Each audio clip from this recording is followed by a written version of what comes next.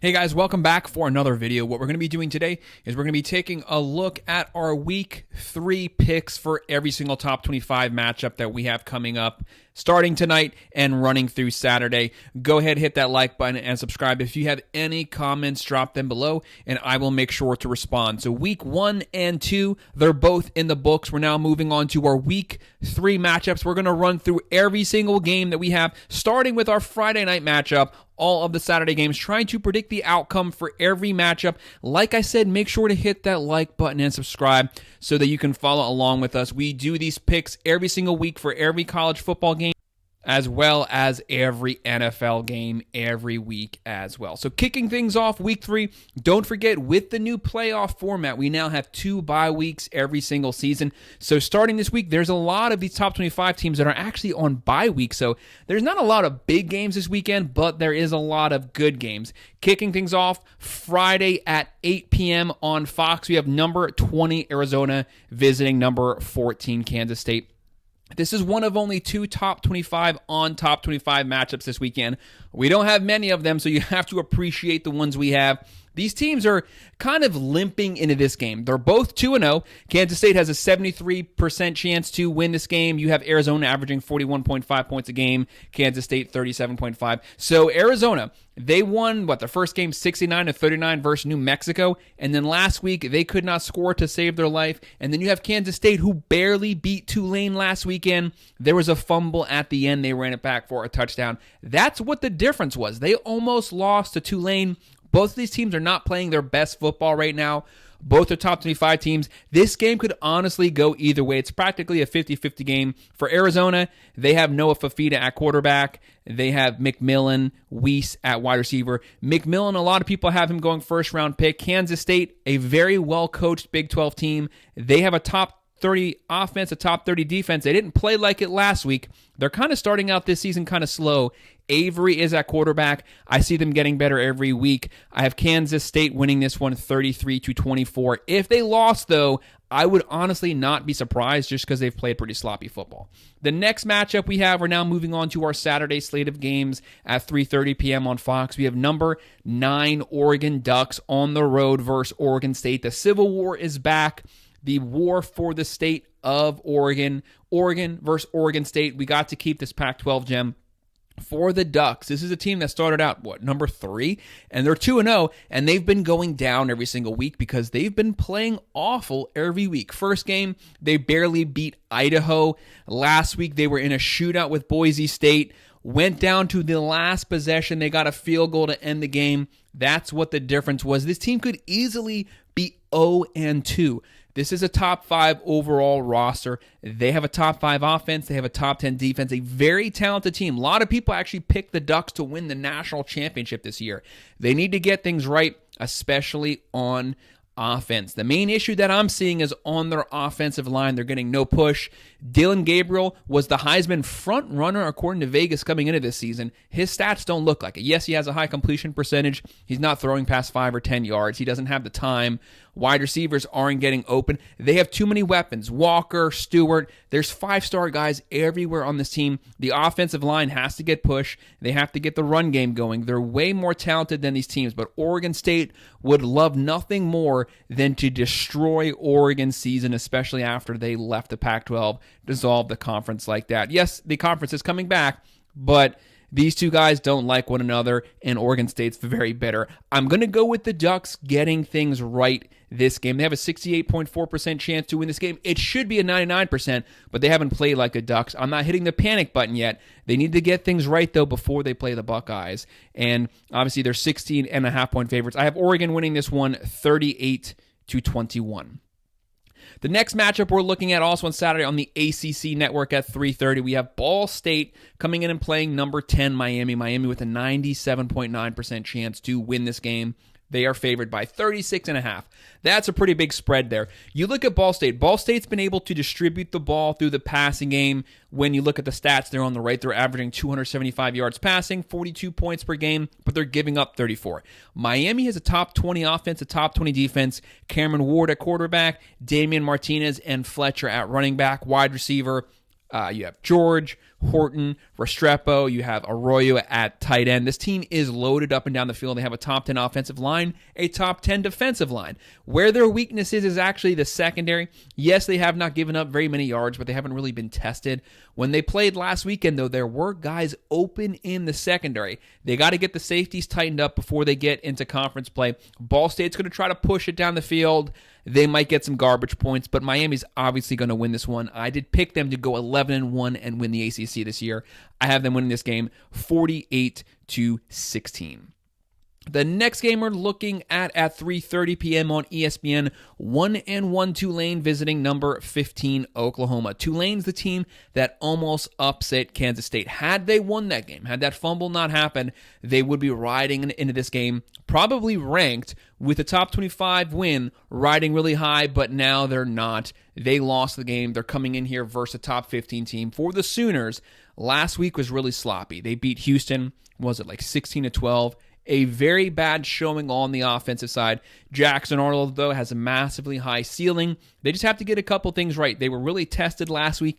They won the game, never apologized for a win, but that kind of makes this game somewhat iffy. So there's 77.8% chance to win this game. If Tulane plays the way they did versus Kansas State, they can really make this game interesting. But Oklahoma is a loaded roster, the number 11 total roster according to ESPN. You have Jackson Arnold, running backs, wide receivers, a great offensive line.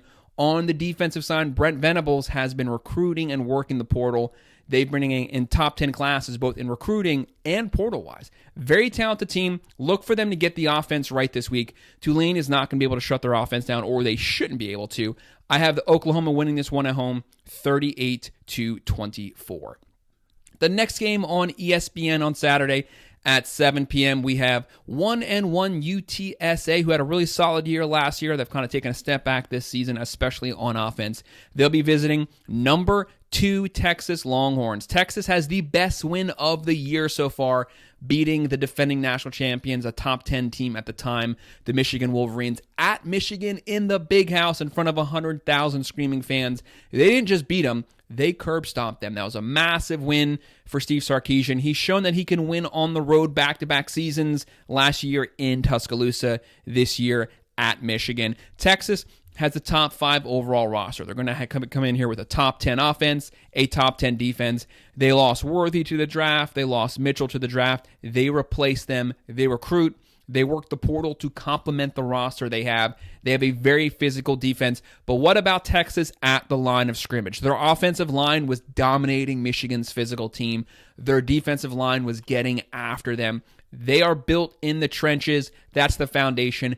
That's what's going to get them through the SEC. You can look at my predictions video. I had them going 11-1 this season. This is a playoff team with the national championship potentially in their sights. You see their stats here. They're averaging 41.5, only giving up 6 per game. They have a 98.8% chance to win this game, a massive spread of 35.5, and that keeps moving. But I have Texas winning this one 48-13.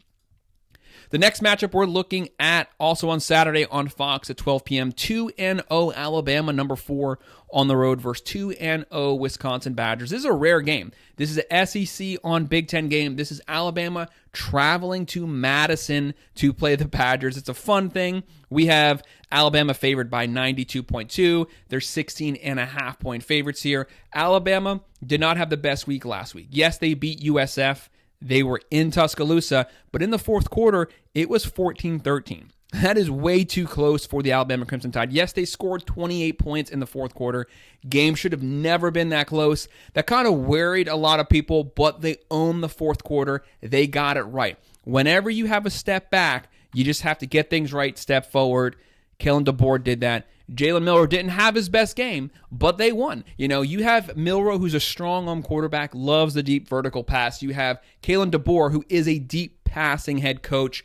That's going to work wonders here. There's a new scheme, new year, new coaching staff. They're going to get better every single game. Wisconsin, they're having issues on offense. Tyler Van Dyke has transferred in.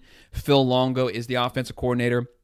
They ran an up-tempo spread air raid last year. Now they're trying to go back to the more traditional Wisconsin downhill running team. It's going to take time, though, to build the guys in the trenches to be able to do that. They're not going to be able to do it versus Bama. I have Bama winning this one on the road 37-17. I would not be surprised if it's a really close game, maybe like a 30-20 game, but I have them handling the game, especially owning the second half once that physicality starts to set in. The next matchup we're going to look at 12 p.m. on ESPN2. We have number 13 Oklahoma State, 2-0, versus 1-1 Tulsa. Oklahoma State on the road at 83% chance to win this game. They're 18.5-point favorites. That's a pretty big spread considering Oklahoma State almost had Arkansas come into their house and beat them last weekend. Arkansas had like 650 or 700 yards. They completely outgained Oklahoma State, shut Oklahoma State's run game down. But we know who Oklahoma State is. They have Mike Gundy. They have Ollie Gordon, the best running back in the country, the Doak Award winner from last season, 1,700 yards, 21 total touchdowns. They have a top 10 offensive line experience-wise. They have players at wide receiver. They've gotten through the portal. But Tulsa can score some points. This game could easily turn into a shootout. They might barely win it. This could be like a 30-37 type game. But I'm going to go with the Cowboys getting things back on track offensively, especially run game-wise, and then winning this one 41-23. Look for them to continue to feed the ball to Ollie Gordon. Next matchup we're looking at 12 p.m. on ABC. Pretty sure this is the game day game. We have number 16 LSU at 1-1 visiting 2-0 South Carolina. It's kind of a letdown game for the college game day game, but there's just not a lot of good games this weekend. LSU, even though they're number 16, they only have a 51% chance to win this game. This game is virtual tie here, 50-50 split. They are 7-point favorites here. LSU, obviously, they barely lost to USC. They're going to regret that loss. And then they played Nichols, and yes, they won the game handily, but they gave up a lot of points. So the strides and the steps forward that their defense made from last season in the USC game, they took a step back last weekend. Gave up way too many yards, way too many points to Nichols. Should have been a 70-3 game. Then you have South Carolina. They're coming in here high right now. They're coming off of beating Kentucky, completely shutting him down. Props to Shane Beamer. A lot of people had him on the hot seat. He's looking pretty good right now. They're riding high. LSU's limping into this game. Brian Kelly cannot afford to drop to 1-2 in year 3. Nussmeier is going to be slinging it. There's a massive talent gap here. I have LSU winning this one 30-20, but Brian Kelly cannot afford to lose it. The next matchup we're looking at 12 p.m. on the Big Ten Network, 2-0 Arkansas State versus number 17 Michigan at 1-1. Michigan has a 92.5% chance to win this game. With this game, you have Arkansas State, who's always a very competitive team for where they play, but Michigan is the defending national champions. Yes, they're coming off of getting blown out at home by Texas, but the talent disparity here is massive. Michigan returns one starter on offense from their national championship team. That's the tight end. They return 6 starters on defense. This is a top 10 defense, very talented, especially in the trenches. You have Warren, you have Orji. If you have 2 quarterbacks, you have no quarterbacks. Sharon Moore needs to get the quarterback issue sorted out. This offense is anemic. They're not throwing the ball. It's too old-fashioned. They need to get with the modern age of football. There's a lot of recruiting that they need to do to get that offensive right, but that's going to continue to hold them back. But it's not going to hold them back versus Arkansas State. They're going to run downhill. They're going to out-physical them at the line of scrimmage. I have Michigan winning this one 38-10. The next game on the SEC Network at 12:45, we have number 24 Boston College at 2-0 versus number 6 Missouri at 2-0. The Missouri Tigers, 76.7% chance to win this game. They're 16-point favorites. Boston College, obviously they have some decent wins this year, especially at Florida State. To me, that's the main thing that got them ranked, was beating Florida State the way they did. You have Bill O'Brien as the head coach. He has NFL experience. He has college football experience. Very good play caller. He's completely challenged this team to get better. So Thomas Castellanos ran for 1,000 yards last season. This is a team, they're going to run the clock out. Bill O'Brien's going to line up. They're going to run with the running backs. They're going to run with their quarterbacks. They're going to run almost every single possession, completely chew up the clock, try to keep the ball out of Cook and Burden's hands, dominate the time of possession. That's their goal to winning this game on the road. Missouri, they're averaging 44.5 points a game. Their defense has yet to give up any points this year. They're one of only 2 teams that can claim that. That's massive. Even though they've only played garbage teams, to not give up any points for 2 consecutive games is an accomplishment for anyone. So props to them there. They have a very easy schedule this year. They can basically sleepwalk to 10-2. I have Missouri winning this one in a surprisingly close one for the first half, them winning it 34-24. The next matchup at 3:30 p.m. on CBS, 1-1 number 18 Notre Dame visiting 1-0 Purdue, who had a bye week. So they're going to be very well rested, very well prepared for this game. Notre Dame has a 73.7% chance to win this game. They're 9.5-point favorites. That spread keeps ticking down every single day. Notre Dame is coming off of the win versus the Aggies and then a loss at home versus NIU. Pathetic. That was embarrassing. Their offense is one of the worst ones at this point of the season in the entire country. Riley Leonard, I made it clear the whole offseason. People were praising him. I said the guy cannot throw. He's a 55% completion percentage guy. In his career, he has yet to throw a passing touchdown this season, and it's week 3. He can't do it. He should be able to dominate this team. He's not accurate at all. He's a running quarterback, and that is all. Problem is if you bottle him up and there's not the lanes there and he's pressured, he's going to throw picks. That's what he's done so far. Marcus Freeman must challenge this team. Notre Dame cannot drop to 1-2. Marcus Freeman's in his 3rd year. They're going to go from having a very easy schedule to potential hot seat, really angry fans. I'm not saying he's getting fired. I'm not saying that at all, but you don't even want to be in that realm. The guy has a bright future. He can recruit well. You have Al Golden as the defensive coordinator. They have a top 10 defense. You have Denbrock as the offensive coordinator. He's a top 5 offensive mind in all of college football. They need to get things sorted out, especially physicality-wise. They actually got pushed around on both lines of scrimmage last week by NIU. The offensive line must dominate, open up the run game for Love. Riley Leonard's probably going to hit some passes this week because it's been a while since he has. So that 50% that he completes, that's due at some point. It's probably going to happen this game, but don't sleep on Purdue. Purdue has a solid defense, and they're scoring points this season.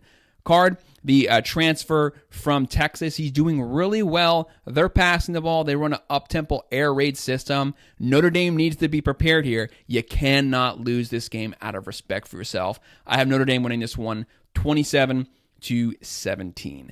Then next game at 4:30 on CBS, we have number 12 Utah 2-0 versus 1-1 Utah State. The Utes are 92.7% chance to win this game. They're 18.5% favorites. Utah, they're kind of in a gray position right now. Cam Rising, he's playing in his 15th year of college football practically. He got hurt again. He gets hurt every single season. As of right now, he's been ruled out for this game. When he plays, Utah is a top 10 team. They can light it up because we know they have a top 10, top 20 defense. Their offense with Cam Rising is moving the ball, pushing the ball down the field, short passes, running the ball. He can scramble. He can throw on the run. When he's gone, this offense is completely stuck in the mud. They cannot throw at all. They're forced to run on every single possession. Yes, they have a 4-star young quarterback in, but he doesn't have the reps to get into a shootout close game yet. Young guy, Cam Rising, the game is basically on his shoulders. He's not playing this weekend, so this is a game that you kind of have to watch, but I have Utah winning it based off their defense. Kyle Whittingham, one of the most underappreciated head coaches, the 3rd longest tenured head coach in the country. They're going to run it downhill. They're going to get physical, and to me, they're going to get turnovers. That's what makes the difference. They win it 33-10. The next matchup at 6:30 on the CW network, kind of an odd channel. We have number 5 Ole Miss at 2-0 versus 1-1 Wake Forest. The Rebels have an 89.5% chance to win this game. The spread is 22.5. Ole Miss, the first week they beat Furman like 76-0. Last week they scored 50-something points. They are lighting it up. Props to Lane Kiffin. They put all their chips in this season, completely went all in the transfer portal, the number one transfer portal class. You have Jackson Dart as the quarterback. He's having a Heisman-level season. Look for that to continue the whole year. They have some tough games coming up, but their offense is clicking on all cylinders. They have a much improved defense also from last season. Look for Ole Miss to roll here, but Wake Forest can actually can actually move the ball. They can get first downs. They don't have a bad offense, but they don't have the playmakers to match up with Ole Miss. I have Ole Miss winning this one 48-20. The next matchup at 7:30 on ABC, number 1 Georgia Bulldogs at 2-0 versus 1-1 Kentucky. Georgia, a 92.3% chance to win this game. They're 23.5-point favorites. This would have been the game of the weekend had Kentucky done their job. Won last weekend versus South Carolina. They'd be ranked right now. So you'd have number 1 versus probably number 22. It'd be a fun game because Stoops usually actually plays Georgia pretty competitively, pretty close. But Kentucky laid an egg last weekend. They got completely beaten down. Vandergrift, the quarterback transfer from Georgia, did not have a good game. He had some turnovers. Georgia's riding hot right now. They have a top 3 roster in all of college football. They have a top 5 offense, top 5 defense. Very talented team. One of the best top-to-bottom rosters you've seen in modern football. They can score. They can beat one defense. They play special teams. Kentucky, they're going to be physical. They always have a good physical defense. But after last week, they might have lost heart. Hopefully, they can get it up this weekend and turn this game into a really close, competitive game. But I have Georgia winning it 38-16. The next matchup at 7:30 on the Big Ten Network, 2-0 UNI visiting number 23 Nebraska at 2-0. Nebraska, 95% chance to win this game. 32.5-point favorites. That's a massive spread there. When you look at this game's obviously not going to be close in any way whatsoever. Nebraska is coming off of that complete dominating beatdown of Colorado. The score doesn't give full justice to how bad that game was. They dominated at every single position on the field. Completely dominated the lines. They ran downhill. They did anything they wanted to do.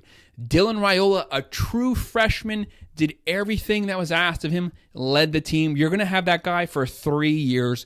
The future is bright in Nebraska right now. That's a good thing to say because this is a team that hasn't tasted success in a long time.